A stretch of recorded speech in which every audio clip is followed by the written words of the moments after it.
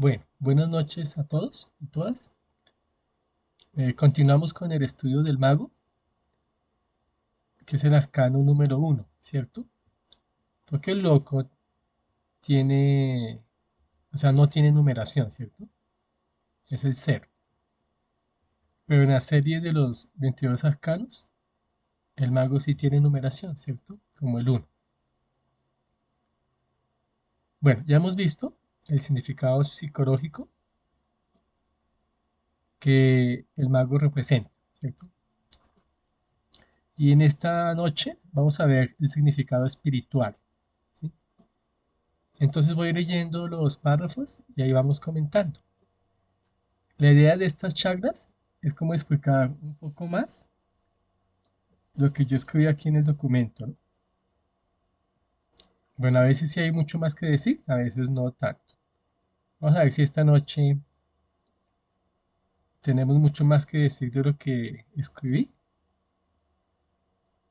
Bueno, entonces dice, desde el punto de vista del camino espiritual, la figura del mago simboliza la función y las herramientas del buscador espiritual.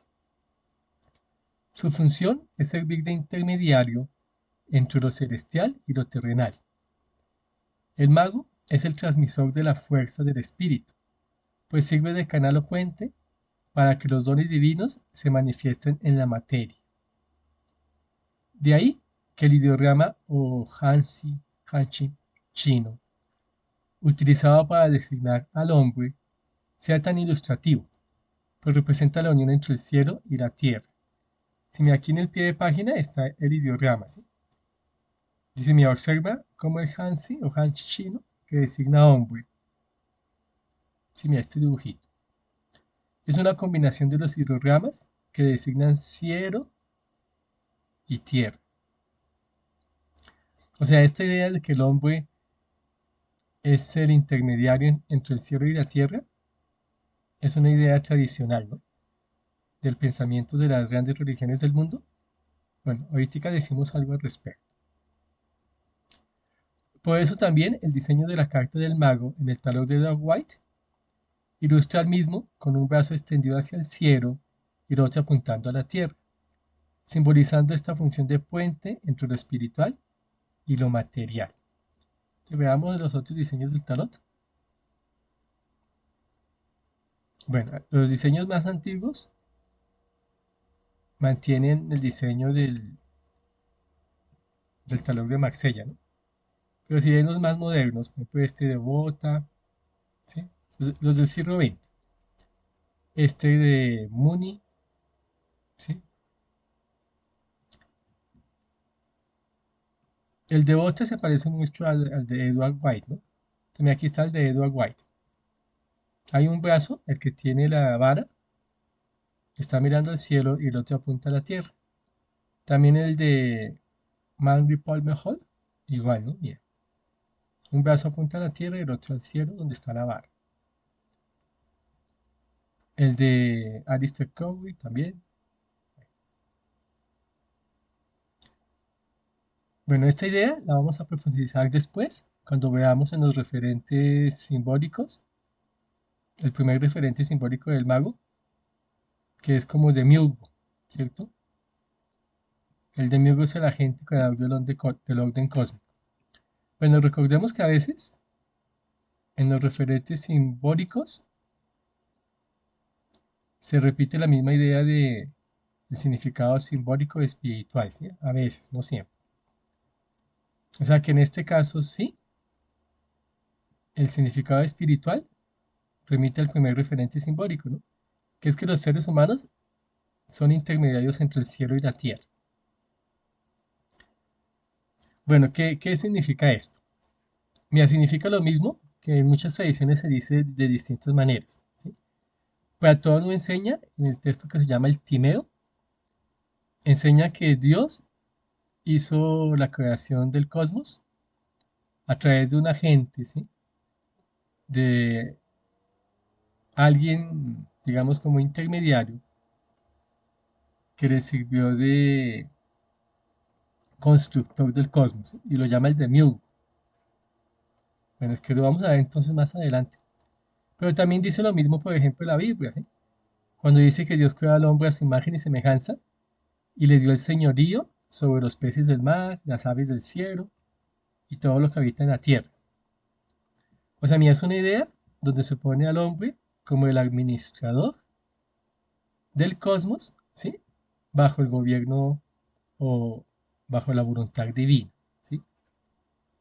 O sea, el hombre es como el lugarteniente, ¿cierto?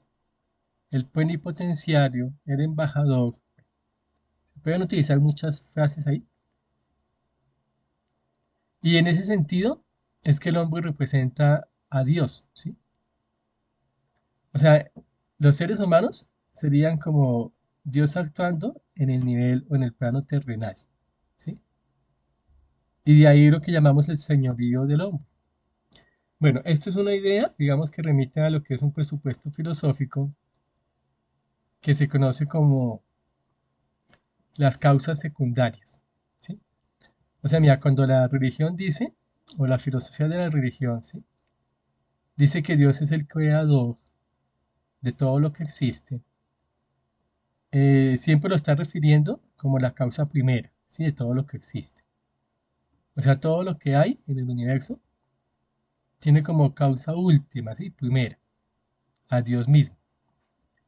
Pero en las religiones del mundo, ¿sí? Y en la filosofía de la religión, se entiende que existen causas segundas, ¿sí?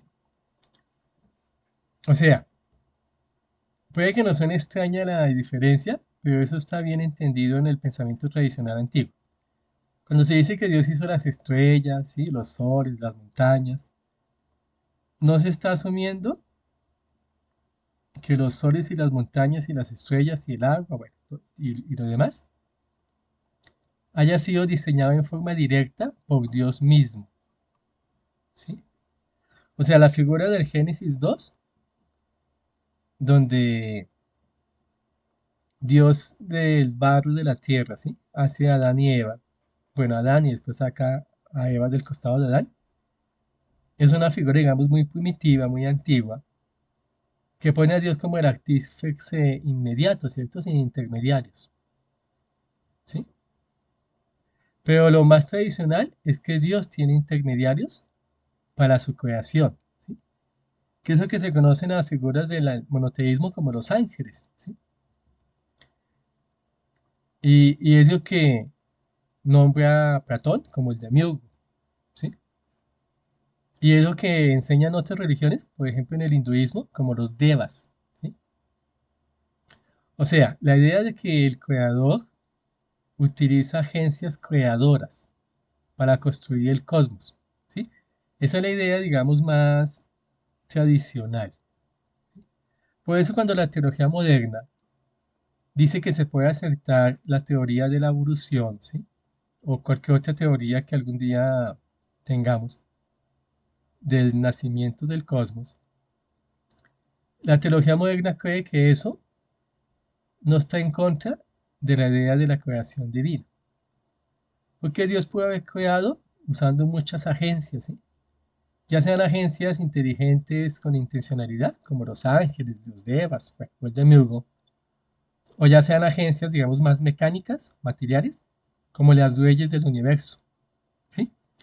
En lo que estaríamos de acuerdo, digamos, tanto la ciencia moderna como o la teología moderna, ¿sí? Reconociendo la ciencia moderna o los antiguos, es que esas agencias divinas de la creación del cosmos son agencias inteligentes, ¿sí? Las religiones del mundo le añaden a esa inteligencia intencionalidad, ¿sí? O sea, conciencia y voluntad. Cuando la ciencia moderna dice que son leyes del cosmos, pues esas leyes, según la ciencia, pues no tienen intencionalidad, porque son mecánicas, ¿cierto? Son mecanismos, ¿cierto? Que determinan cierto proceso. Pero sí son inteligentes, ¿no? O sea, toda ley de la naturaleza, en su formulación matemática que está construida, pues es muy inteligente, ¿no? Bueno, entonces aquí tenemos toda una discusión que responde a las religiones del mundo. ¿Cómo es que Dios se convierte en el creador? O sea, ¿cómo es que Dios, que es un ser espiritual, ¿sí? Se convierte en el creador del orden material? Sí, porque ahí hay, digamos, un impasse, ¿no? Que hay que resolver. O sea, es normal o lógico que uno asuma que una cosa material, pues tenga una causa material. Por ejemplo, que los hijos vienen de los papás, ¿sí? De la unión sexual de los papás. Entonces, claro, un derivado material, pues debe tener una causa material. Entonces, el impasse filosófico es como dar respuesta, ¿sí? A la idea de que el orden material y espacial, ¿no? Temporal, tenga un origen espiritual, ¿sí? Ese es un impasse que los antiguos tenían en cuenta, ¿sí? Ellos no eran filosóficamente tan estúpidos como para no ver que había que responder a ese salto lógico, ¿sí? Bueno, y la forma en que se respondió es que entre el absoluto, que es Dios, ¿no? Y lo relativo, que es todo el orden material, no solamente el hombre, sino todo el orden material, Dios tenía agentes, agentes que son semidivinos, ¿sí? O sea, más que humanos, pero menos que el absoluto. Y esos agentes intermediarios, ¿sí? Pues teniendo un pie en el mundo espiritual, podían tener otro pie en el mundo material, ¿sí? Entonces, mira, eso es lo que llamamos una explicación de reados en los planos de la creación, ¿sí? Reados, o sea, como una escalera, ¿cierto? Peldaños. Entre los estados del ser hay distintos grados, ¿sí? Entonces, ¿cómo es que Dios se acerca a la tierra? O sea, ¿cómo es que Dios se acerca a lo material? Pues a través de un ser que compacta ambas cualidades, ¿sí? Que compacta ontológicamente una cualidad espiritual, pero que puede acercarse a la realidad material. Eso después se va desarrollando mucho más, esa idea, y llega hasta lo que en el neoplatonismo, ¿sí? Con Plotino, que es un autor muy importante, en el texto que se llama Las Eneadas, ¿sí? Que lo pueden conseguir en español en la internet, explica cómo es que Dios crea el cosmos a través de una serie de 9 emanaciones, ¿sí? O sea, desde el pensamiento divino hasta la realidad material, hay 9 escaleras, escalones o 9 grados, ¿sí? Mediante los cuales lo espiritual puede construir lo material. Bueno, y entonces siempre se ha puesto nombre, bueno, entonces en Platón se hablaba del demiurgo, ¿no? Que es un ser más que humano. Los ángeles también son más que humanos y los devas también, los devas de la India. Entonces aquí lo que hay que pensar es cómo se puede postular que ese agente intermediario sea el hombre, ¿cierto? Si necesitamos es alguien que sea más que humano y menos que el absoluto. Entonces, mira, cuando la Biblia dice en Génesis 1, ¿no? Que Dios hizo al hombre a su imagen y semejanza y lo puso para que señorease sobre la creación entera, ¿sí? Y la administrara, ¿sí? Entonces ahí se está respondiendo al asunto.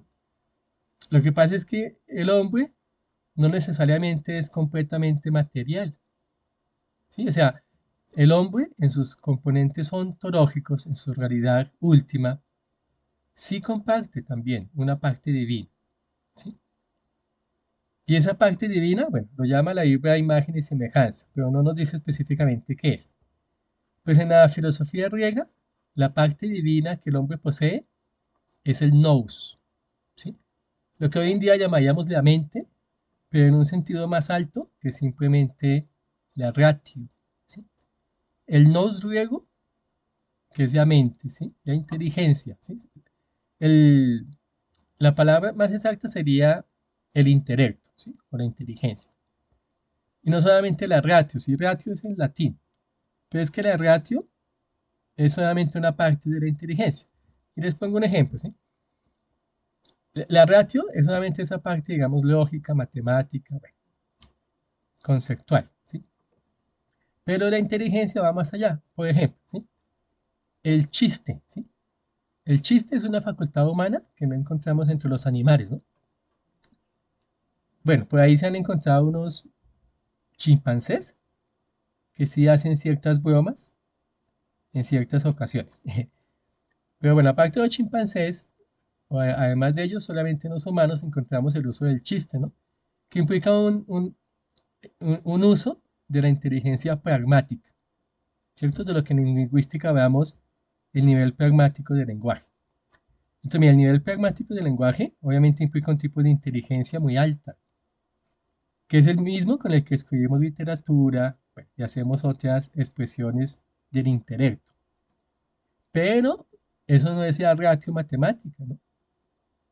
Sí, más aún, mira, yo conozco algunos ingenieros que por el uso excesivo de su ratio matemática han perdido, de verdad han perdido, ¿sí? O tienen pobremente desarrollado otros tipos de inteligencias, igualmente cognitivas, ¿no? Que también pertenecen a la racionalidad humana, porque se quedan simplemente en una lógica matemática de oposición, contrarios, y no entienden, por ejemplo, lo que llamamos en antropología la mitológica, ¿sí? La lógica de los mitos, y no entienden muchas veces el pensamiento pragmático, ¿sí? Y por ejemplo tienen muchos conflictos en su relación de pareja, ¿sí? Porque no entienden el sentido pragmático de algo de lo que la pareja mujer dice y él como hombre, ingeniero, interpreta literalmente, ¿sí? Y pues un chiste no se puede interpretar literalmente, ¿cierto? Una broma, una ironía. Las figuras literarias, ¿no? Mira, las figuras literarias, la hipérbole, la metáfora, ¿sí? Bueno, el símil, pues todas son construcciones intelectuales, ¿no? De la racionalidad humana, pero no pasan por la lógica matemática. Bueno, por eso es que hay que hablar, el nous griego es mucho más que la ratio de de la filosofía moderna, ¿no? Muchísimo más. En el nous griego, o sea, en el nous, tal como lo usaba la filosofía griega antigua, ¿no? Platón y los demás, cabe, eh, digamos, un espacio de intelectualidad, de intelectos, de comprensión racional, que va mucho más allá, ¿sí? Del pensamiento científico actual. Y ese nous solamente lo tiene el hombre, ¿sí? Entonces, mira, aún lo que pasa es que hoy en día, como tenemos una idea materialista de quién es el hombre, ¿no? Ahí es donde se nos confunde todo nosotros en la cabeza. Nosotros ya de por sí damos por sentado que el hombre es un descendiente de los antropoides y es un proceso evolutivo material. Entonces, como el hombre es un sujeto material, como los animales y las plantas, entonces ahí decimos, ¿cómo así que el hombre es el agente divino? Sí, pero es que mira, para los antiguos, los seres humanos no eran solamente una construcción material del cosmos, ¿sí? Los seres humanos eran por naturaleza algo divino, ¿sí? Contenido en un cuerpo material. Claro, el cuerpo es una envoltura biológica, física, material, pero el alma de los seres humanos, ¿sí? El alma de los seres humanos es de origen divino. Entonces, por eso el hombre juega el mismo papel que los ángeles o los devas o el demiurgo.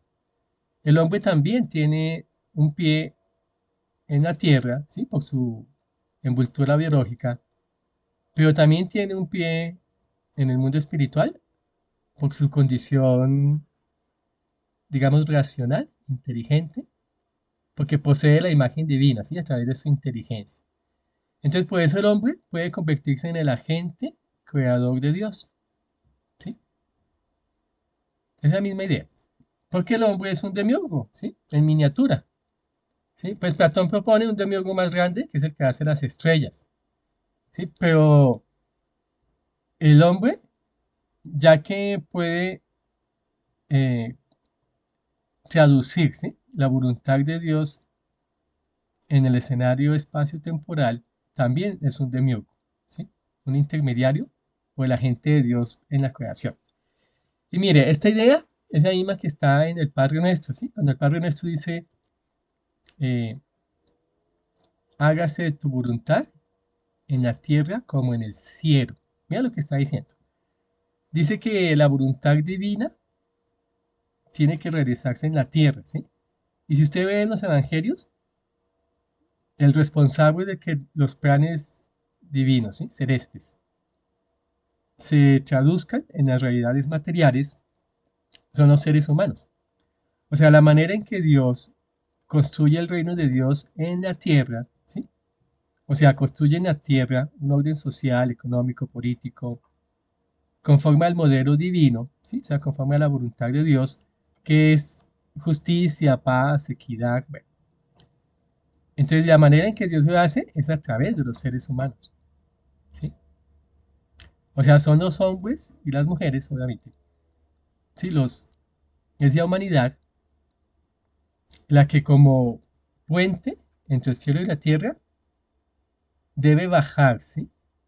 La voluntad divina a la materialidad, ¿sí? A la concretud del escenario terrestre. ¿Sí? Y por eso está muy bien las imágenes de, sí, el tarot tal como lo dibujó Edgar White, que pone al mago con un dedo, un brazo apuntando al cielo y el otro a la tierra. Sí, es perfecto, porque ahí le está ilustrando esa cualidad de pontífice, ¿sí? Pontífice significa puente, ¿sí? Que tienen los seres humanos. O sea, los seres humanos son el puente mediante el cual lo divino se hace terrenal. Y lo terrenal se eleva a lo divino, ¿sí? Por ejemplo, en el arte. El arte sería una herramienta, una construcción, ¿sí? Un útil, humana, que tiene que estar hecha de tal manera que evoque lo divino. ¿Sí? Ese es el arte sagrado. El arte sagrado es todo aquello que a través de la materia, ¿sí? De la pintura, la escultura, o la arquitectura, o la música, se realiza un diseño tal que aunque tenga una forma material, el arte es forma material, ¿no? Sin embargo, evoca la existencia de lo divino. O sea, permite subir de aquí a lo alto, ¿cierto? Y también en doble sentido. Si Dios tiene algún plan que construir en la tierra, Dios necesita hacerlo a través de los seres humanos. Y eso es lo que significa la encarnación de Cristo, ¿sí? Mira, la teología cristiana, ya no tanto judía, sino cristiana, en eso es muy explícita, ¿no? Cuando dice y el verbo, y la palabra que se utiliza en griego es el nous, ¿no? Bueno, es logos. Pero logos tiene muchas connotaciones y logos tiene esa connotación de nous y no solamente palabra, ¿no?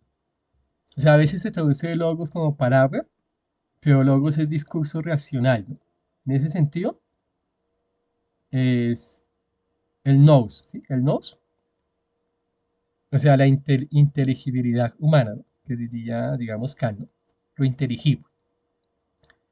Entonces, mira, cuando el logo se hace carne, es eso, ¿no? Mira, la única manera que tiene la mente divina, ¿sí? De construir realidades materiales es encarnándose. Si no se encarna, pues se quedan en simples ideas divinas, ¿sí? Pero tiene que volverse carne. ¿Y cómo se vuelve carne? Pues a través de los seres humanos, ¿sí? Pues es que Cristo no solamente eres Cristo, sino que Él es el representante de toda la humanidad, ¿no? Cristo es como el prototipo o el hermano mayor, ¿sí? Pero todos somos Cristos, o sea, todos somos, o debemos, ¿no? Convertirnos en Cristos. Todos debemos eh, sernos que vuelven en materia la voluntad de Dios, ¿sí? Conforme a lo que Dios haya dispuesto para tu vida. Mira, Dios tiene un propósito para cada uno. Y en ese propósito que Dios tiene, Dios está traduciendo realidades espirituales en realidades materiales.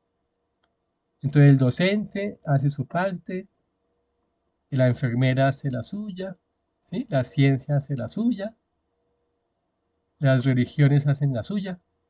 O sea, todos en su debido papel y rol social están construyendo el reino de Dios en la tierra. Y en ese momento se vuelven en el mago del tarot, ¿sí? Esa es su función espiritual, ¿sí? O sea, en pontífices, en puentes, ¿sí?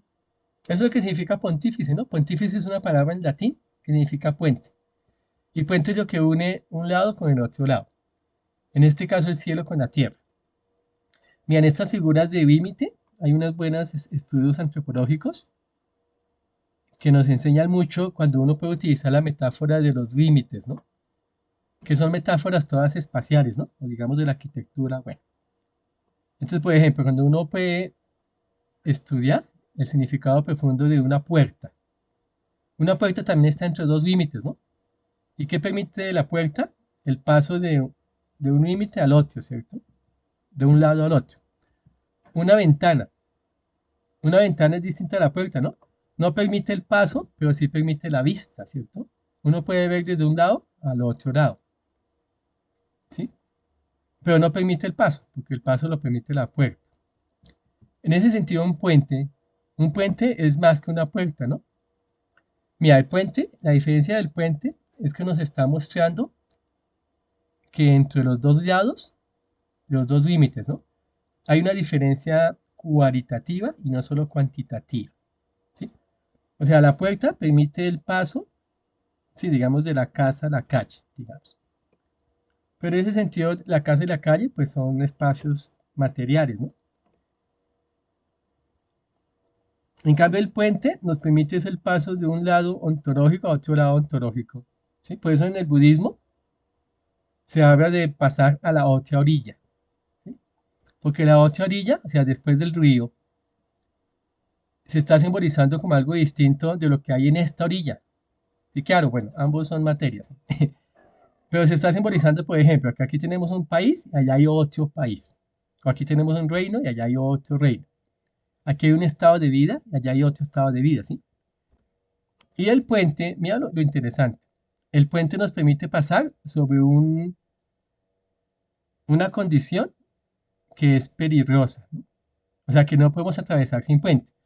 Uno diría, pues pasemos nadando, ¿cierto? Porque hay que pasar el río con un puente. Pues pasemos nadando. Claro, sí. En el mundo material nuestro no hay ningún peligro en que pasemos nadando porque sabemos nadar, ¿no? Pero como bueno, recordemos que todo esto son metáforas. Entonces, ¿dónde está el peligro? El peligro es que nos podemos ahogar, ¿no? Claro, puede que no sea un peligro tan, digamos, obvio, pues que nadie se va a lanzar sin saber nadar, ¿no? Pero como estos son metáforas literarias, entonces, mira, el puente nos permite el paso a través de un elemento peligroso, ¿sí? De un espacio que es cualitativamente distinto al espacio donde vamos a llegar, ¿sí? Por eso hay que siempre interpretar la metáfora más allá de su literalidad, ¿no? Obviamente el otro espacio también está compuesto de materia o de tierra, como este, ¿no? Pero por ejemplo, puede que aquí sea más desértico o más desierto, ¿cierto? Y allá haya más árboles. Puede que aquí haya calor y allá haya más frío. Mira, el puente siempre une dos espacios cualitativamente diferentes. Sí, eso es importante entenderlo, ¿sí? Y esos dos espacios lo atravesamos saltándonos eh, un medio que es peligroso. Entonces, mira lo interesante, es más que una puerta, ¿sí? El puente. Entonces, mira, los dos espacios cualitativamente distintos que nos permite atravesar el mago es el plano terrenal y el plano celestial, ¿cierto? Que en terminología griega antigua, que sería la misma terminología científica actual, sí, la misma. El espacio terrenal es el espacio de la materia, lo físico, todavía sin racionalidad, ¿sí?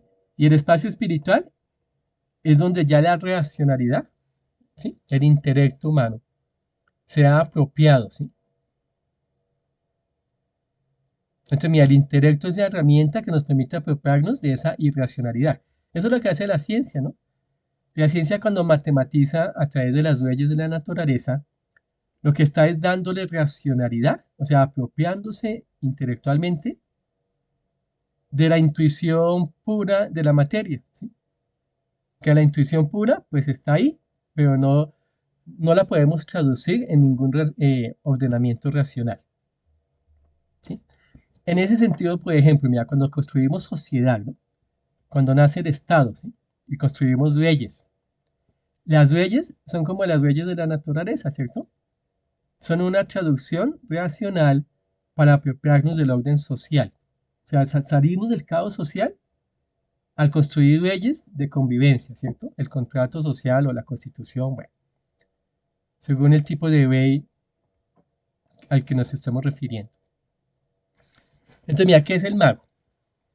El mago es ese pontífice o puente, ¿sí? Que nos permite ir de lo irracional a la racionalidad, ¿sí? O sea, de lo humano a lo divino, de lo terreno a lo celeste, ¿sí? Y nos permite hacerlo de manera tal que nos salvemos de algo que es riesgoso, ¿sí? De un caos primigenio. Mira, las aguas siempre han simbolizado como el caos primigenio, ¿no? Por eso el Génesis dice que sobre la faz de las aguas, ¿sí? Había oscuridad, ¿sí? Y había desorden. O sea, según los primeros versos del Génesis, la creación divina es un ordenamiento cósmico, ¿no? No es nihilo. Si ustedes lo investigan bien, yo tengo un estudio para explicar eso. Los primeros versos del Génesis 1 no enseñan una creación de la nada, sino el ordenamiento del caos primigenio, que es lo que enseñan todas las tradiciones antiguas, ¿no? ¿Cómo es que Dios construye el cosmos? Ordenando el caos primigenio. Por eso cosmos significa orden. ¿Sí? Cosmos no significa creación, sino orden. El cosmos es el orden de un caos primigenio. Y entonces ese es el papel del mago. El mago tiene que llevar orden allá donde hay caos, donde hay desorden. ¿Sí? Y ese orden lo construye racionalmente. ¿Sí? Por eso el mago representa la mente. ¿Sí? Decíamos en las primeras chakras del loco que el loco representa el espíritu, el mago la mente y la sacerdotisa el cuerpo. El mago es toda la racionalidad, ¿sí? Es el nous, o el logos, o el intelecto, ¿sí? Entonces, ¿qué significa ser mago? Mira, significa que cada uno, en el espacio vital donde Dios lo ha puesto, debe llevar racionalidad, ¿sí? Y construir un cosmos, un orden, allí donde había caos, ¿sí? Y en términos religiosos, significa, debe construir el reino de Dios en la tierra, o sea, debe traducir la voluntad divina en los escenarios humanos donde Dios lo ha puesto. ¿Sí? Sea, ya sea la ama de casa construyendo hogar, ¿sí? Ya sea el empresario construyendo empresa, el político construyendo país, ¿cierto? O el científico construyendo tecnología, o el religioso construyendo espacios de fe. Eso es el mago, también cada uno identifique cuál es el espacio vital en que Dios se opuso, ¿sí? Y entienda cuál es su función de mago, o sea, ¿sí? Esa función tiene que ver siempre con la racionalidad, ¿sí? Por eso cuando se habla de que la fe no tiene que ver con la razón, o que la razón no necesita la fe, mira, eso es una concepción muy moderna, donde se separó racionalidad de fe. Pero en las ideas del pensamiento tradicional antiguo, lo divino era precisamente lo racional, ¿sí? Era lo mismo. Y no había racionalidad que no estuviese impregnada de lo divino, ¿sí? Porque si no, no sería racional si no fuera divino, ¿sí? O sea, pensar que hay una racionalidad humana o material o animal, pues eso es un contrasentido. Precisamente la racionalidad es lo que nos hace divinos, ¿sí? Entonces la creencia en los dioses no era simplemente un acto de fe irracional, ¿sí? Bueno, eso es interesante, por eso mira aquí, en la comprensión de el discurso religioso, espiritual o de la filosofía antigua, el problema nuestro es que ya tenemos un sesgo cognitivo, materialista, ateo, secularista, moderno, ¿sí? Que nos impide entender el pensamiento antiguo. Pues hay que masticar con cuidado, hay que ir con mucho cuidado para no imponer categorías conceptuales modernas a las ideas que son premodernas, ¿no? Es que bueno, es sencilla la cuestión, pero... Entonces mira, el mago, subrayemos esto, que aquí está ya como la... El mago es el transmisor, ¿sí? Un transmisor de la fuerza del espíritu, pues sirve de canal o puente para que los dones divinos se manifiesten en la materia. Eso es bien importante. Mira, el espíritu siempre tiene como función la materialización. Aquí hay otra idea importante. Mira, nunca en el pensamiento antiguo se asumió que el espíritu y la materia eran dos realidades contrapuestas, digamos, independientes, desligadas la una de la otra, sino que siempre se asumió que la materia es el vestido, ¿sí?, con que los dioses se visten, ¿sí? O sea, la materia es el vestido del espíritu, pero el uno y el otro se necesitan, están interconectados. Sí, el espíritu se viste de materia, esa es la realidad última, ¿sí? O sea, no hay realidad espiritual que no anhele vestirse de materia y que no aspire y que no esté deviniendo, caminando hacia su cobertura material. Y no hay cobertura material que no envuelva realidad espiritual. Sí, eso es una premisa antigua. Por eso, mira, en toda piedra, en el reino mineral aún, tiene que haber algo de conciencia, sí, de presencia divina, si no, no existiría. Y el espíritu más alto, el más alto, sí, los ángeles, los demiurgos, los arcángeles, bueno, los devas, tienen algún tipo de envoltura material, ¿sí? Ya sea que la llamemos envoltura energética, ¿sí? Energía pura, son seres de luz, pero la luz es materia, ¿sí? O sea, recordemos la fórmula de Einstein, ¿no? Luz y materia y energía, pues son una misma realidad, ¿no? Entonces, mira, eso de pensar que hay algo espiritual que no tiene nada que ver con lo material, como piensan algunos religiosos hoy en día, ¿sí? Creyentes. O que la materia no tiene nada de espíritu, como piensa la ciencia. Eso es una idea muy moderna, ¿sí? Para los antiguos, obviamente, en toda materia hay algo de espiritualidad, que precisamente es lo que dice la ciencia, pero sin darse cuenta. Cuando la ciencia quiere traducir en fórmulas matemáticas el orden material, pues ahí lo está impregnando de espiritualidad. Está diciendo que en esta formación de las nubes, ¿cierto? Que en este ecosistema, bueno, ambiental, hay un ordenamiento matemático.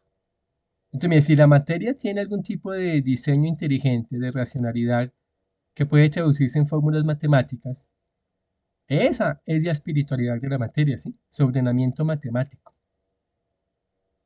¿sí?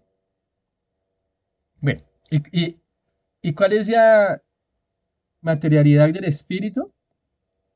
Pues que el espíritu siempre se exterioriza, ¿sí? En algún tipo de experiencia, ¿sí? Espacio-temporal, digamos. Entonces, por ejemplo, la historia humana. ¿Cierto? ¿Qué es para Hegel la historia humana? La historia humana para Hegel es la historia del espíritu, ¿sí? O sea, ¿qué es historia? Eso lo sabría cualquier historiador que conozca bien sus referentes conceptuales. Claro, el problema es que como la academia ha olvidado todas estas ideas antiguas, tiene un sesgo materialista que no le permite entender bien estos conceptos, ¿no? Bueno, Hegel era moderno, claro, pero si ustedes ven en Hegel, en los grandes filósofos de la modernidad, pues no hay el modernismo, ¿sí?, ateo que hoy en día encontramos. Me encantan poco. Entonces, cuando criticamos a los modernos, no estamos criticando la filosofía kantiana o hegeliana. No. Estamos criticando es la comprensión del mundo, ¿sí?, que nace de una interpretación racionalista de esa filosofía. Ya, ahí está, ahí hay que hacer un matiz que es bueno que ustedes entiendan. Mira, la crítica a la modernidad no es una crítica a la filosofía cartesiana, ¿sí?, de René Descartes o kantiana o hegeliana. No, es una crítica a la forma de vida, ¿sí?, que nace de la secularización de esos pensamientos filosóficos. O sea, cuando usted asume a Descartes, a Caña Hegel, ¿sí?, en una forma secularizada, o sea, cuando lo saca de su contexto de enunciación filosófico y hace de sus ideas unas ideas que inauguran una vida secularizada. ¿Sí? Les pongo un ejemplo. La idea de que estamos en una época postmetafísica y que eso nace de Kant. ¿Sí? Esa es una secularización de la filosofía kantiana. Eso no es realmente el pensamiento de Kant puro. Claro, Kant es postmetafísico, pero ¿en qué sentido? En un sentido distinto al ateísmo o al nihilismo postmetafísico de los modernos, o sea, de esta sociedad que nació de esta filosofía, ¿sí? Cuando Kant decimos que es postmetafísico, es porque Kant sí muestra que el uso de la razón tiene un límite y que el límite de la razón no puede llegar hasta los espacios de la fe, sino que la fe en Dios y el alma y la vida eterna tiene que ser accedida a través de algún tipo de racionalidad, bueno, sí, digamos, o bueno, de intelectualidad, digamos, que va más allá de la razón humana. Sí, eso es, o sea, lo que acá le está diciendo, mía, si usted quiere acceder a los ámbitos de la fe, si usted quiere hablar de Dios o del alma, de la vida eterna, lo va a tener que hacer con un discurso que vaya más allá del discurso racional. Porque el discurso racional, ¿sí? Simplemente se ocupa de las cosas materiales. Sí, esa es la posición postmetafísica de Kant. Kant no está diciendo que Dios no exista, el alma no exista, no exista la vida eterna, ¿sí? Que fue en lo que derivó, ¿sí? Esta sociedad secularista, cuando dice que estamos en una época postmetafísica. ¿Qué significa para los filósofos actuales decir que esta es una época postmetafísica? Pues es la época de la muerte de Dios. Pero Kant no mató a Dios, ¿sí? Me doy a entender, ¿cierto? Bueno, entonces mira, siempre que hablemos de la crítica a la modernidad, no es ya crítica a la filosofía moderna, no, no. Y pues mucho menos Hegel, ¿no? Hegel sí que espiritualiza más la cuestión. Cuando habla del espíritu absoluto, bueno. Y como el hombre, mira, Hegel traduce en terminología filosófica toda la simbología religiosa de la judeocristiandad, ¿no? Hasta la Trinidad misma. Y precisamente el humano es este demiurgo. El humano es la conciencia de Dios vuelta en sí, o sea, que se reconoce, ¿sí? Divina. Sí, obviamente en Hegel la cuestión es mucho más espiritual, menos materialista. Pero después Marx, Carlos Marx, construye toda su filosofía de la historia materialista con base en la filosofía hegeliana. Si mira estas contradicciones, claro, Carlos Marx es materialista, pero la concepción que tiene Marx de la historia, que es una concepción materialista, es muy distinta a la concepción que tiene Hegel de la historia. Aunque Marx asuma su comprensión de la historia a la hegeliana, pero la voltea. Sí, es patas arriba. Bueno, los que quieran investigar eso lo han analizado bien muchos filósofos de Hegel y de Marx, ¿no? ¿Qué significa que lo voltea? Pues sí, que para lo que en Hegel la historia se origina del espíritu absoluto, ¿cierto? Pues para Carlos Marx se origina desde las propias condiciones materiales de la existencia. Por eso decimos que le da la vuelta o lo pone patas arriba. Bueno, qué pena con ese pequeño comentario, pues es que mira, la idea es para que entendamos bien. Mira, la idea de que hay un espíritu separado de la materia o una materia separada del espíritu es una idea moderna. Esa idea nunca existió en la antigüedad, ¿sí? Porque toda materia tenía algún tipo de conciencia espiritual o toda materia tenía algún tipo de racionalidad que es espiritual. Y todo espíritu se concretiza en algún tipo de realidad material, espacial. Entonces la concretización mayor de Dios es en la historia. Entonces si queremos saber cuál es el cuerpo, ¿sí? O la envoltura material que envuelve al absoluto, Hegel diría que la envoltura material que envuelve al absoluto es la historia, el devenir, ¿sí? El proceso histórico. ¿Sí? Ahí está la materialidad del espíritu. ¿Sí? En la historia del cosmos y en la historia del humano, ¿sí? En ambas historias. Bueno, hoy en día, si queremos entender esta propuesta a nivel científico, diríamos que mira, la vida, en la vida, ¿sí? La vida, lo que llamamos la vida biológica, ¿sí? La existencia la vida tiene tres elementos, ¿no? Por eso decimos que los vegetales son seres vivos y los animales, pero los minerales no. Y bueno, los humanos obviamente. Y ya estamos hablando de que el cosmos es un ser vivo, ¿no? Mira, la última metáfora astronómica de la ciencia astronómica, ¿no? Es no postular el cosmos como una máquina, como un mecanismo, sino como un ser vivo. O sea, interconectado. ¿Qué significa un ser vivo? Son tres cualidades, ¿no?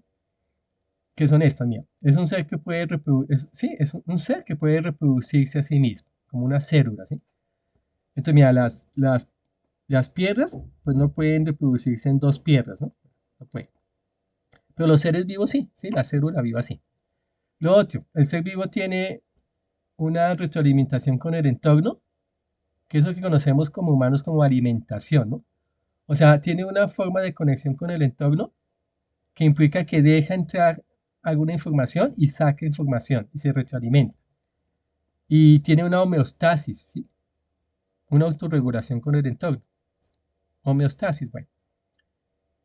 Los, lo- el reino mineral no, ¿no? Pues una piedra se desgasta. En cambio un ser vivo se alimenta, ¿sí? Bueno, tiene metabolismo los seres vivos. Ese es el segundo. Y el tercero es que los seres vivos tienen movilidad, ¿no? Se mueven por sí mismos, o sea, no necesitan de una fuerza externa que los mueva. Entonces una piedra, pues tiene que ser movida por una fuerza externa. Pero en cambio una planta tiene fototropismo. Claro, en la planta hay lo más mínimo de movilidad, ¿no? Apenas las hojas o los tallos se mueven hacia donde está la luz. Pero ya en los animales, pues esa movilidad es mayor. Bueno, esas son como las tres condiciones o criterios que han dado los biólogos de qué significa la vida, ¿no? O sea, la vida se reproduce, la vida metaboliza y la vida tiene movimiento interno, ¿sí? Sin fuerzas externas. Bueno, están asumiendo, si quieren investigar, el que estuve leyendo es un astrónomo importante que se llama John Rivin. Pueden encontrar en internet. John Rivin. Gribbin. Bueno, y él propone ya, o sea, ahí explica bien en algunos capítulos de sus textos cómo podemos postular que hay un tipo de conexión entre las galaxias y que hay un tipo de metabolismo, ¿sí? Y explica cómo los agujeros negros serían una especie de reproducción del cosmos. O sea, puede que después del agujero negro, la singularidad que haya más allá, es lo que llamamos Big Bang. Entonces el cosmos se está reproduciendo a sí mismo, ¿sí? El cosmos está dando nacimiento a otros cosmos. Y dentro de cada universo mismo hay una interrelación de autorregulación homeostática, ¿sí? O sea, metabolismo. Y obviamente el universo crece, ¿no? Y se mueve. Bueno, mira, la vida, en términos de hoy en día, ¿no? Mira, recuerden que toda concepción teológica debe traducirse a términos actuales. Eso es lo que la gente no entiende. Y los críticos se quedan criticando conceptos religiosos antiguos. Pero no, mira, la teología es como toda ciencia, ¿no? La teología es una traducción en lenguaje actual de una realidad divina. Entonces, obviamente, la traducción que hicimos hace 2000 años de las realidades divinas, pues no son iguales a las traducciones que hagamos hoy en día, ¿no? Un ejemplo es lo que Jesús enseñó, mira. Jesús enseñó un concepto de Dios que nadie antes había pillado, ¿sí? Enseñó que Dios es Padre. O sea, que la relación con Dios no es como la relación con un soberano, con un rey, con un juez o con un artesano, ¿sí? Con un creador. Sino que la relación con Dios es como la relación con un padre, ¿sí? Con el papá. Ese es un concepto nuevo de Dios. Bueno, hoy en día un concepto nuevo que podríamos tener de cómo es que el espíritu se viste de materia es que el espíritu es el creador de la vida. Porque la vida es un acto material, ¿no? Cuando estamos hablando de vida, estamos hablando de estas tres cualidades que les he dado. Y si le añadimos vida con conciencia, pues ya la conciencia es mucho más, ¿no? Es intencionalidad, bueno, y es mucho más. Entonces, ¿cómo es que el espíritu se viste de materia? Porque el espíritu es el creador de la vida, ¿sí? O sea, hoy en día la vida y la vida consciente, ¿sí? Sería nuestro mayor referente de cuál es la cobertura con la cual el espíritu se está vistiendo. ¿Sí? Por eso toda ética religiosa es una ética pro vida. ¿Sí? De ahí nace mía. Y esto no es una idea mía, esto es todo el desarrollo del discurso teológico de la, digamos, teológico protestante, de cuáles son las premisas filosóficas de la ética, ¿no? Entonces la ética tiene, por supuesto, de base la defensa de la vida. ¿Sí? Por eso la posición de la Iglesia Católica al aborto, la eutanasia y la pena capital, ¿no? Porque la vida es nuestro primer referente material y concreto, ¿sí? De Dios mismo.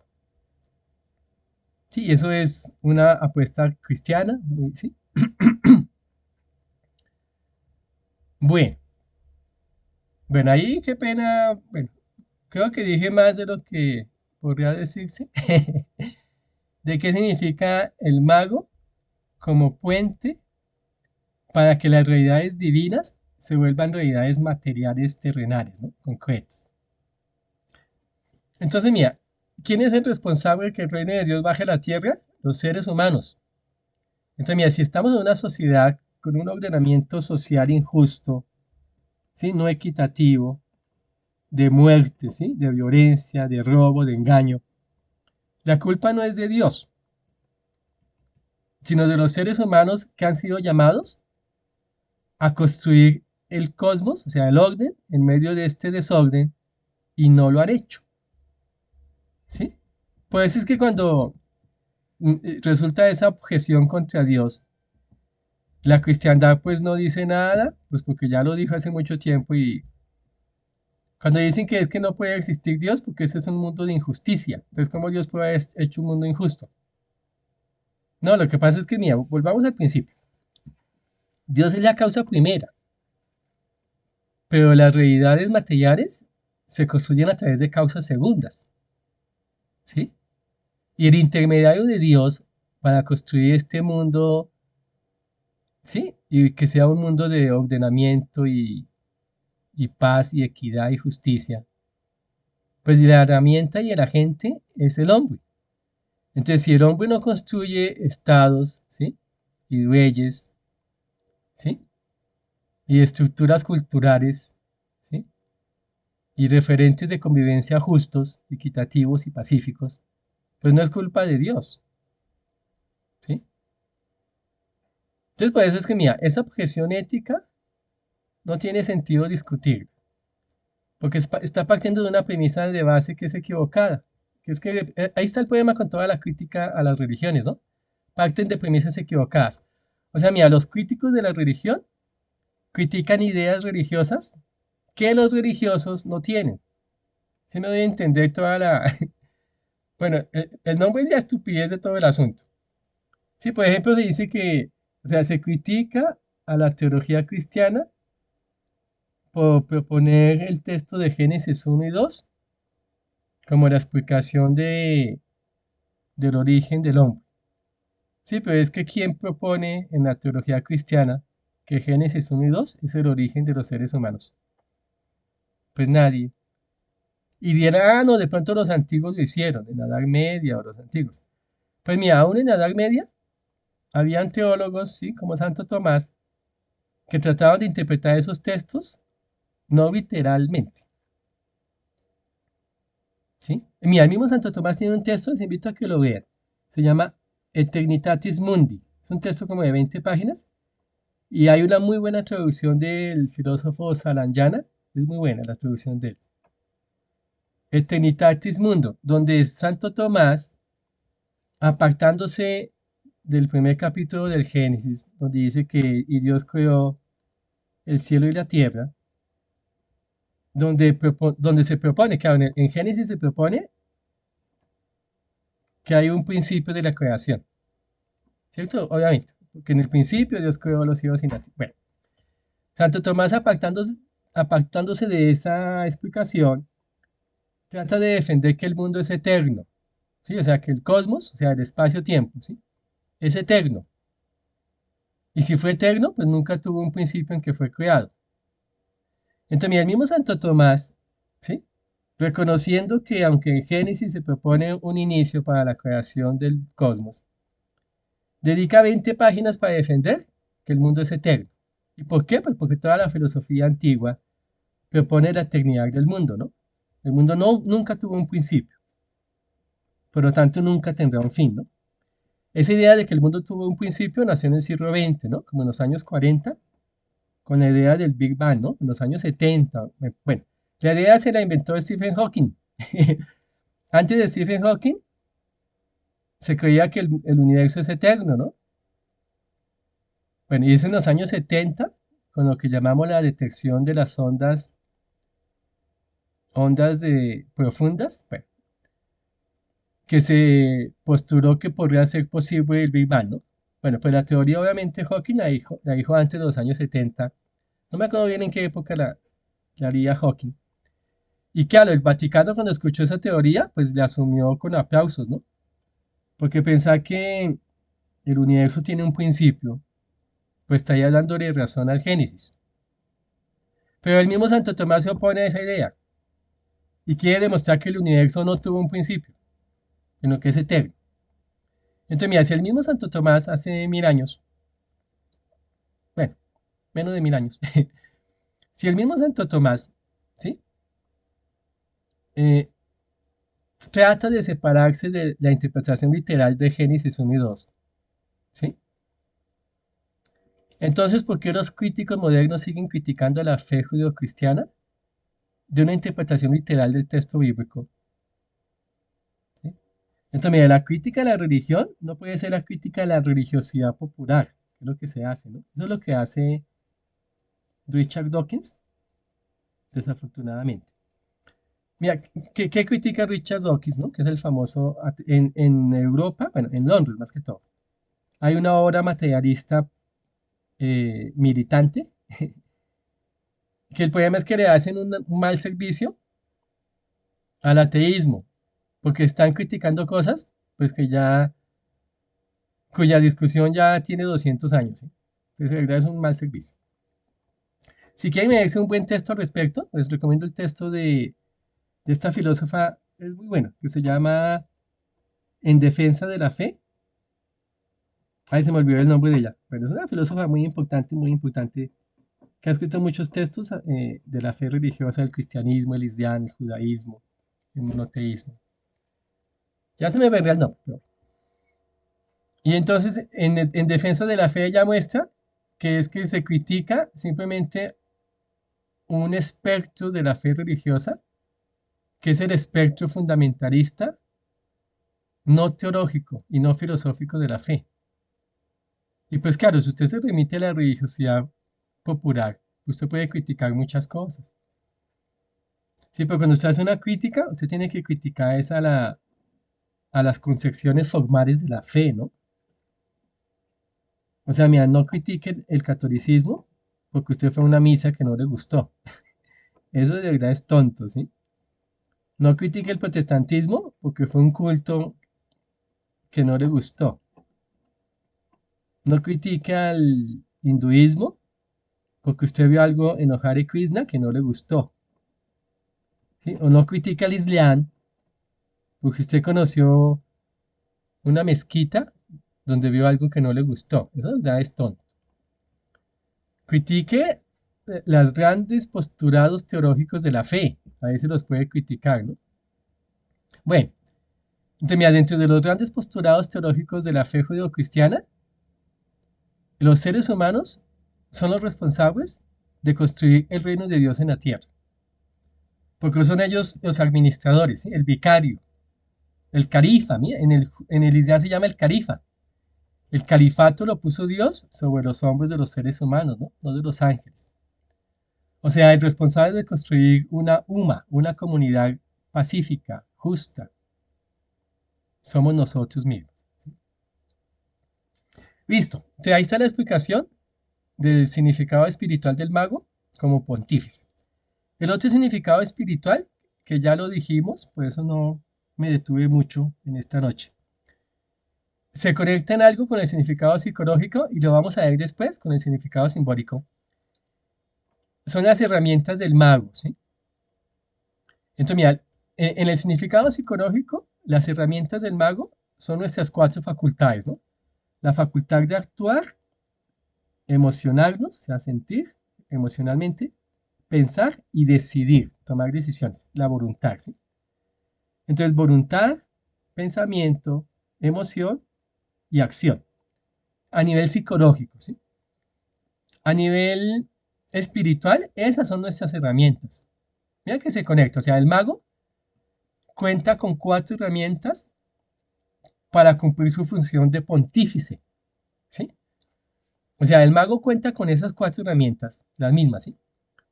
Para cumplir su agencia divina de construir el reino de Dios en la tierra, ¿sí? De traducir las realidades espirituales en realidades materiales. Entonces, mira, sus herramientas son sus propias cualidades psicoespirituales. Entonces, aquí simplemente añadamos algo que creo que ya dije, pero que es importante, digamos, resaltar, ¿sí? En cuanto al uso de de esas cuatro herramientas, ¿no? Entonces, mira, en esas cuatro herramientas tenemos tres de índole inferior, pues vienen de la tierra, y una de índole superior, pues proviene del cielo. ¿Sí? Mira tan interesante esto. Las tres herramientas inferiores, cuyo origen es terrenal, son la espada, la copa y la moneda. ¿Sí? Y la herramienta cuyo origen es celestial es la vara, ¿sí? O el basto. Ya que copas, espadas y monedas son de manufactura humana. Mira tan interesante. Mientras que las varas o bastos son troncos silvestres que nacen como creación de la divina naturaleza, siendo hijos de la diosa o anima mundi. Bueno, esto es importante de subrayar. Mire, las copas, las espadas y las monedas son de manufactura humana, ¿cierto? Son una herramienta de construcción nuestra. En cambio, la vara es un tronco silvestre, ¿sí? Es un tallito de un árbol, ¿sí? Que el mago recorta.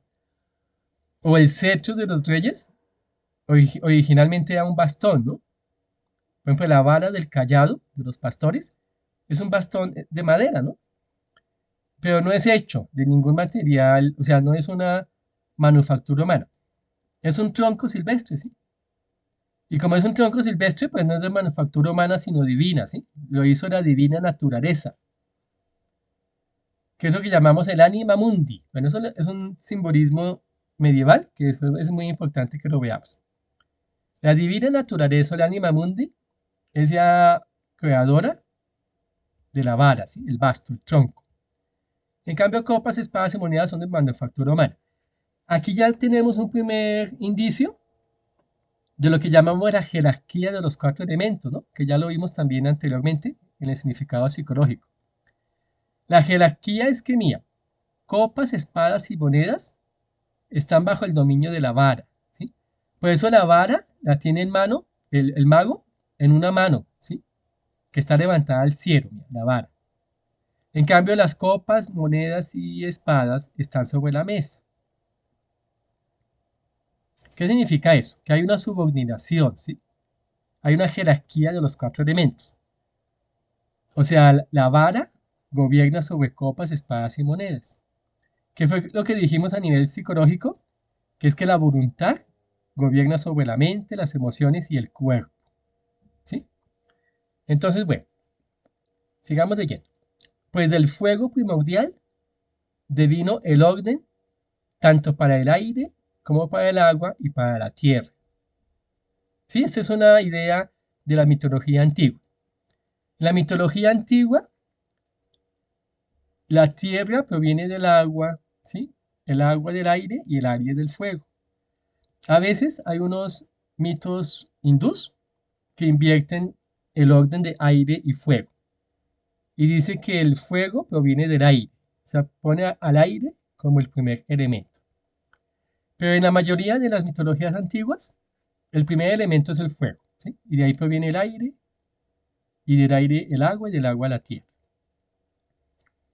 Entonces, mira, recordemos las palabras bíblicas cuando expresan que al principio la tierra era caos y confusión y oscuridad por encima del abismo.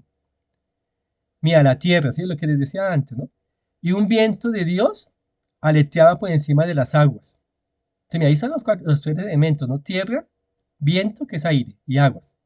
Hasta que Dios dijo, haya luz, y hubo luz. Entonces, mira, fue la luz la que llevó el orden a la tierra, al viento y a las aguas. Bueno, esa es una imagen mitológica muy antigua, ¿no? Que es que el origen de todo está en el fuego. Por eso el fuego es un símbolo de la divinidad, ¿no? Y del fuego viene lo demás, ¿sí? Pero hay una jerarquía. Los antiguos ponen a la tierra debajo del agua y al agua debajo del aire, ¿sí? Por eso también en algunos dibujos animados, creo que en el dibujo de Avatar, la serie de dibujitos animados, ¿no? De Avatar. No Avatar la película de cine, sino la serie de dibujos animados. Se demuestra bien que primero hay que ser maestro de tierra. Y si soy maestro de tierra, puedo volverme maestro de agua, ¿sí? Y si soy maestro de agua, puedo volverme maestro de aire. Y si soy maestro de aire, puedo volverme maestro del fuego. Bueno, o no sé si de pronto, ahorita echando cabeza, puede que en esos dibujitos se ponga al aire como el elemento primero. Sí, porque mira, ahí hay toda una diferencia en los mitos, si es el aire o el fuego. Bueno, aquí nosotros, por nuestra interpretación psicológica que hemos dado, que es que el fuego es voluntad, ¿sí? Y el aire es pensamiento. Entonces nosotros ponemos al fuego como el elemento primario, ¿sí? Que también está de acuerdo a muchas mitologías antiguas, ¿sí? Entonces, mira, nótese también que las tres herramientas inferiores están sobre la mesa altar del mago, ¿sí? Pues la mesa altar simboliza la manifestación espaciotemporal del cosmos, ¿sí? Mientras que la vara está en la mano del mago y señala hacia el cielo, de donde espera recibir el poder para realizar prodigios sobre la manifestación cósmica. Entonces, mira, también la ubicación, ¿sí? No solamente la cualidad de los cuatro elementos, sino su ubicación. El hecho de que la vara, ¿sí? Que es una vara silvestre, ¿no? Esté en la mano del mago, mirando al cielo. Y el hecho de que las copas, espadas y monedas estén en la mesa, también representa la subordinación, ¿sí? De los tres elementos inferiores bajo el dominio del elemento superior, que es la vara, ¿sí? O la voluntad. Entonces, mira, lo cual ilustra que tanto los pensamientos como las emociones y las acciones deben trabajar de forma coordinada para someterse o subordinarse al dominio de la voluntad. Entonces, bueno, subrayemos esto. Entonces, esto se conecta con la interpretación ya psicológica, ¿no?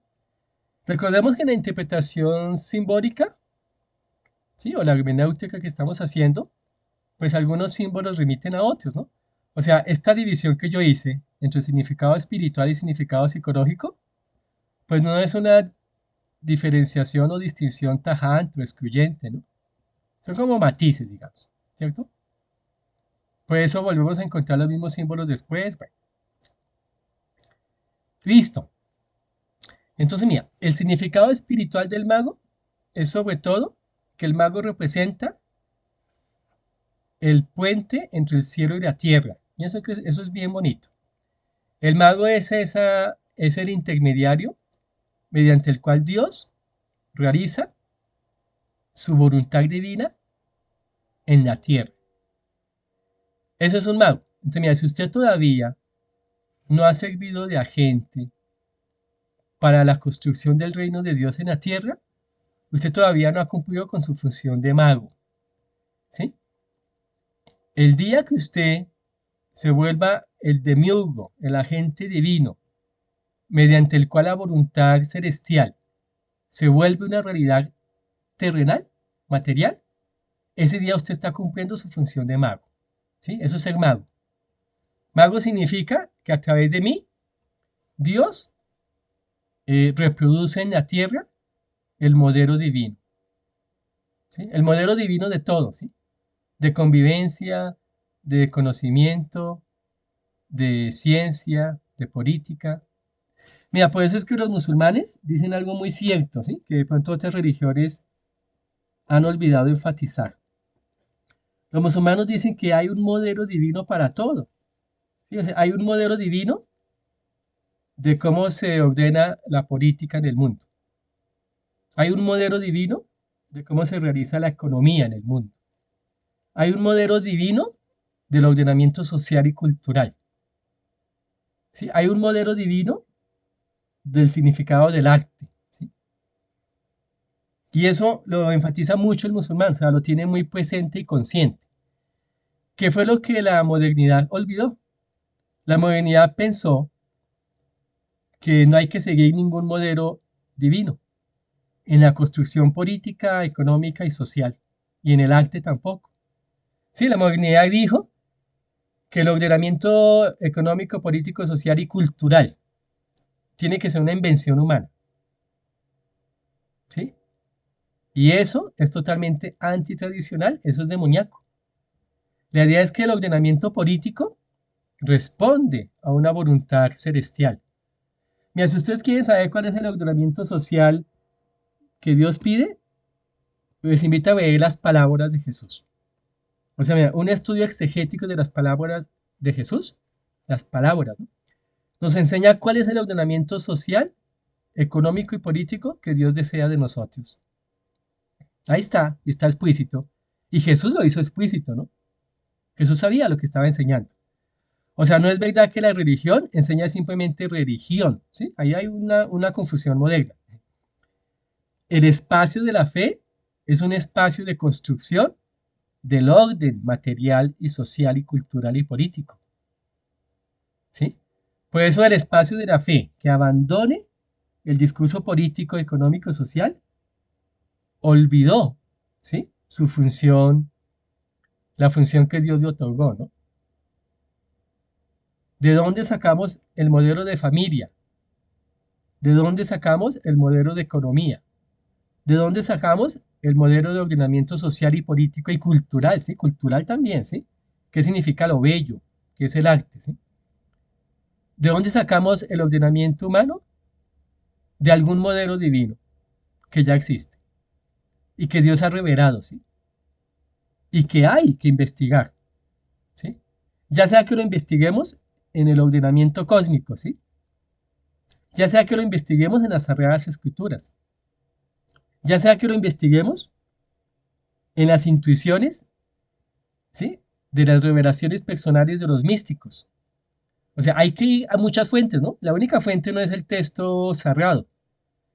Mira, cuando la única fuente de la voz de la divinidad se pone en el texto sagrado, que fue lo que hace el judaísmo y el islam, es lo que decimos que llegamos a lo que se llama las religiones del libro. O sea, pensar que Dios solamente habla a través de un libro. Eso de verdad no es una postura teológica válida, ¿no? Y no es la postura de la cristiandad. Esa es la postura del judaísmo y del islam, que Dios habló a través de la Torá o el Corán. Pero el cristiano no dice eso, ¿no? Mira que aquí hay una confusión cristiana muy grande.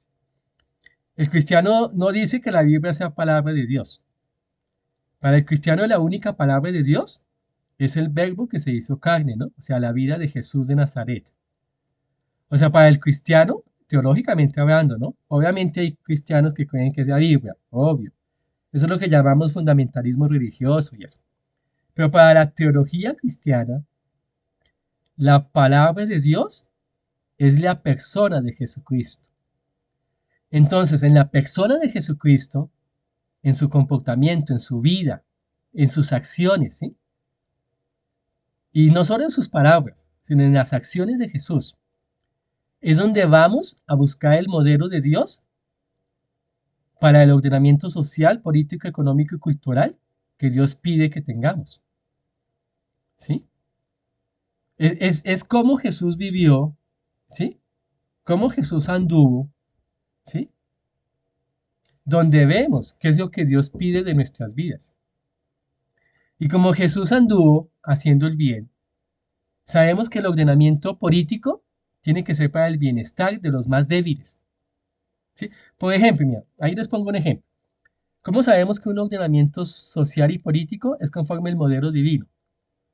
Cuando ese ordenamiento social y político y económico favorece a los más débiles.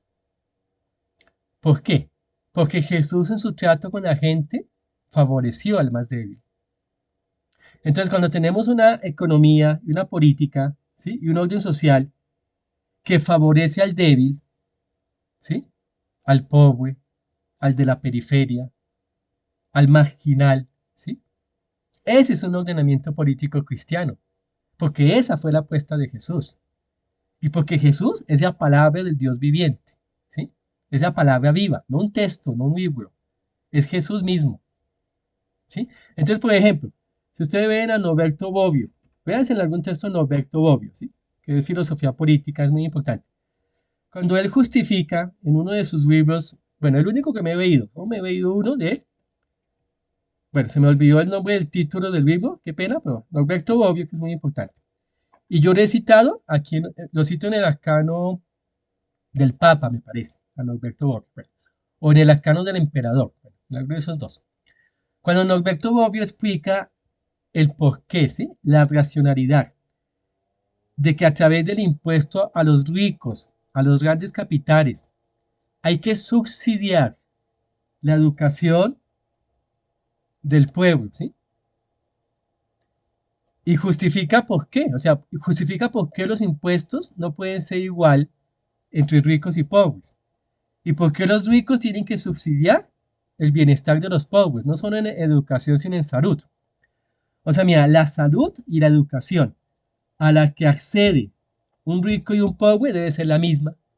O sea, debe ser el mismo hospital y el mismo médico, la misma universidad y el mismo docente, el que enseñe a ricos y a pobres. Pero los ricos tienen la obligación moral, ¿sí? De subsidiar la educación, ¿sí? Y no los pobres. Y igual diríamos con el transporte, ¿sí? Entonces, esa racionalidad de por qué el orden social tiene que estar en favorecimiento de los más débiles. Algunos dirán, pero ¿por qué? Pues Norberto Bobbio explica por qué debe ser así, ¿sí? ¿Por qué la educación privada debe subsidiar la educación pública? ¿Sí?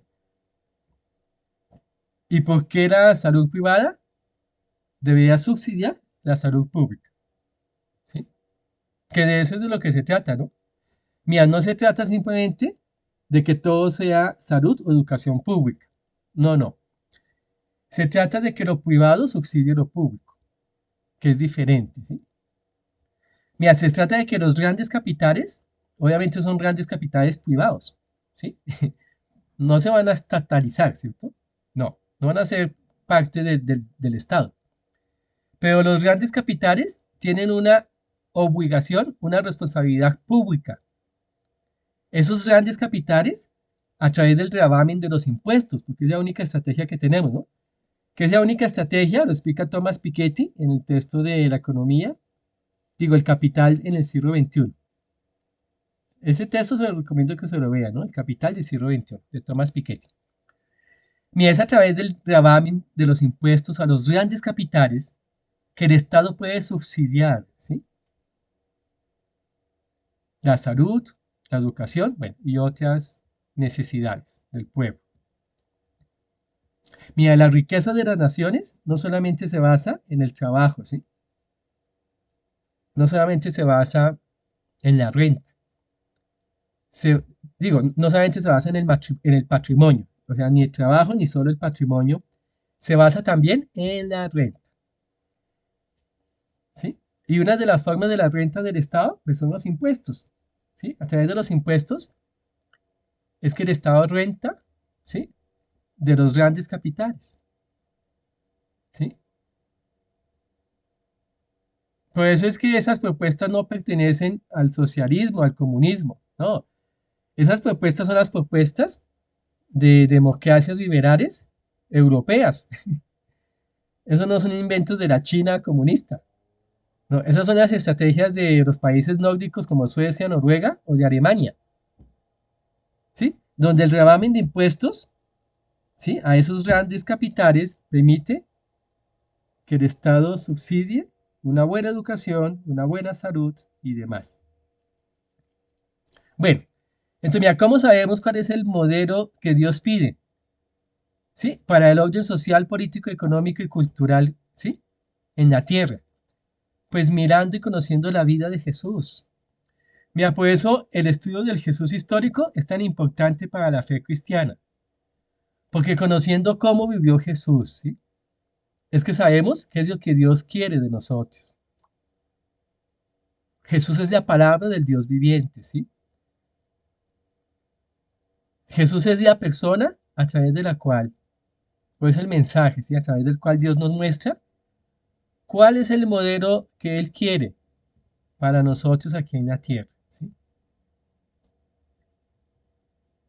Bueno, espero que lo hayamos entendido. Entonces, mira, el mago es este intermediario entre el cielo y la tierra que permite que la voluntad divina se vuelva una realidad terrenal, ¿sí? Y si la realidad divina no se ha vuelto una realidad terrenal, es por culpa o responsabilidad nuestra. Bueno, esa es la última pregunta exhortativa que te dejo en esta noche. Mira, si en tu entorno, el que sea, todavía no ves el reino de Dios en la tierra, pregúntate cuál es tu responsabilidad por la cual el reino de Dios en la tierra no ha llegado a ese que es tu entorno. O sea, si en tu familia no ves que hay un orden social, ¿sí? Divino, de perdón, de misericordia, ¿no? Y no de venganza y de crítica. Si en tu pequeño entorno no ves, ¿sí? Que hay un entorno económico de igualdad y justicia, ¿sí? Sino de robo y explotación. Si en tu pequeño entorno no ves, ¿sí? Que hay un ambiente de paz, ¿sí? De amor, de concordia, ¿sí? Sino todo lo contrario, violencia. Entonces pregúntate si estás cumpliendo con tu papel de demiurgo, porque es a través de ti, ¿sí? Que Dios quiere construir ese orden divino en ese entorno social de tu influencia. Entonces, mira, la oscuridad que hay en tu entorno es responsabilidad tuya iluminarla. Y si tu entorno no está iluminado, pregúntate qué te hace falta, ¿sí? Porque mira, en ese sentido, mi pequeño entorno, el que sea, puede llamarse la familia nuclear, puede llamarse mi pequeña empresa, puede llamarse el salón de clase, la oficina, mi barrio, mi torre del conjunto de apartamentos, ¿sí? El que sea, ¿sí? Tu pequeño escenario de vida. En ese escenario de vida en que Dios te ha puesto, tú estás llamado a construir el reino de Dios y a servir de agente divino para que ese reino de Dios se construya. Y está llamado a ser la luz que ilumine ese escenario de vida. Y eso significa que te vuelves el mago. Ese es el mago, ¿sí? El que con una mano levantada al cielo, con esa mano, ¿sí? Recibe el diseño de Dios. Y con la otra mano que apunta a la tierra, ejecuta, ¿sí? El diseño de Dios para que se vuelva realidad material y concreta. Y ahí está cumpliendo la función de mago. Bueno, amén. Que Dios nos bendiga y nos ayude a meditar en estos significados, en estos sentidos. Y nos vemos en la otra semana con el primer significado simbólico del mago. Que tengan buena noche y que Dios nos bendiga.